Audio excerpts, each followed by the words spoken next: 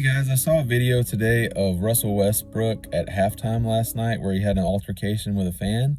So I wanted to show you that video and give you my thoughts on it and see if you share these thoughts or see what your reactions are. So I'm going to go ahead and cue it up now. Watch your mouth. Take it like a man. Watch your mouth, motherfucker. Watch your mouth. Straight like that. Watch your mouth. This guy's the man. Westbrook's talk about it. Be about it. Westbrook. Woo! Okay, so from what I can gather, this was a fan that was in a suite sitting courtside that more than likely did some heckling of Westbrook during the game. Russ took exception to it, and when he was walking back to the locker room at halftime, he took a shortcut through the VIP area and found the guy's suite and let him know what he thought about it. So my initial reaction when I saw this online, I posted a comment on Facebook and I said, I'm glad Russ did this. He's a grown man. He's got a family. There is a line that you can't cross as a fan. So that was my initial reaction, So after I posted it, I got a ton of different reactions. Most of them were in disagreement with my opinion. So that's why I wanted to get your thoughts on it. So one of the comments was, that Westbrook is a snowflake, that he's soft, that he's overly sensitive. So my reaction to that is, yes, he may be overly sensitive. But again, he's a grown man. So it's natural to get upset by things sometimes. I don't know what the fan said. For all I know, he could have just said, you suck, or bad shot, or boo. It could have been a little of that. He could have called him Westbrook. He could have said something over the line. I don't know. Maybe it'll come out at some point.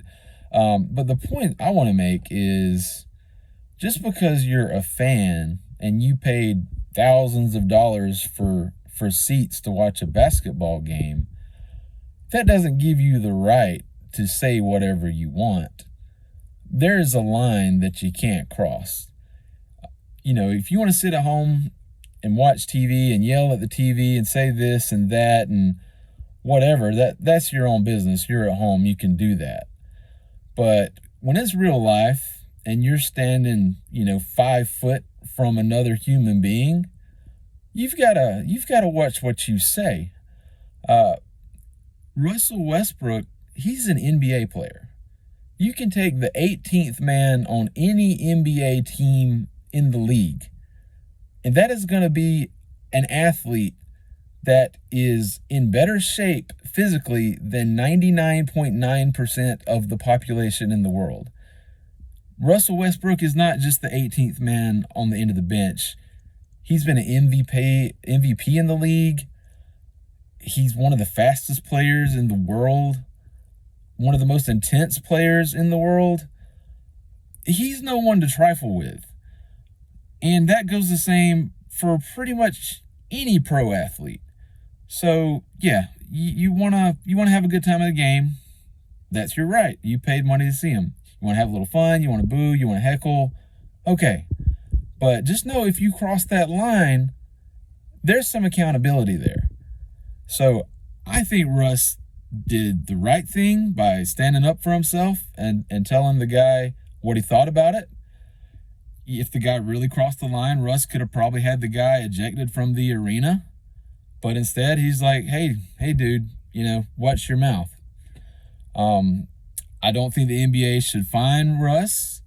I think by giving him the opportunity to walk next to the suites like that and giving the fans that kind of access to players, I mean, what did they expect? So I see no harm, no foul from what Westbrook did. As far as what the fan did, as long as he didn't do anything too egregious, there wasn't any type of hate speech or anything like that. I don't think they should be banned from the arena or anything like that, like some other arenas have done in some situations. As far as I can see, it was two men said their piece and let bygones be bygones. Now, there's individuals in this world that would see this as a financial opportunity where, hey, I just had a millionaire come in here and verbally assault me. Oh, I was scared for my life. Oh, trauma, pay me. I hope it doesn't turn into that. If the guy's smart, he probably will take that angle. He's probably sitting on a therapist's couch right now. But if he's in that suite, he's probably doing well enough that he doesn't have to get the cheap cash in.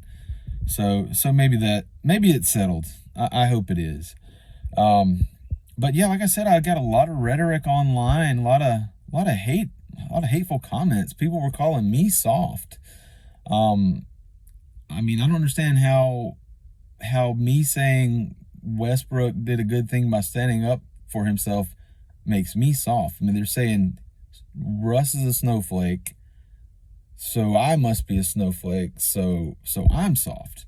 My response to that is, I like playing basketball too. I get out on the basketball court, I give it everything I got. The adrenaline starts pumping. I've had several times where something went down that I just didn't agree with. And I'm only 5'6", 160 pounds. I'm usually the smallest person out there. But if you disrespect me, there's gonna be a conversation. And I'm gonna be honest, it's probably gonna be not a conversation, it's gonna be a confrontation. Just some examples. We were playing like some 4-on-4 basketball at the gym, and my son had picked up on a team with some other guys. My son was 16 years old at the time. He had played basketball for school before, so he could play. So his team won, and traditionally, if you win, you get to keep playing. But one of the guys that was a little bit older than my son says, "Hey, we're dropping him and we're picking up this other guy," and I lost my mind. And this guy that was kind of instigating this whole player swap was 6'6", 265, a great athlete, and I just got in his face and I told him how I felt about it. I said some things that probably crossed the line in some regards.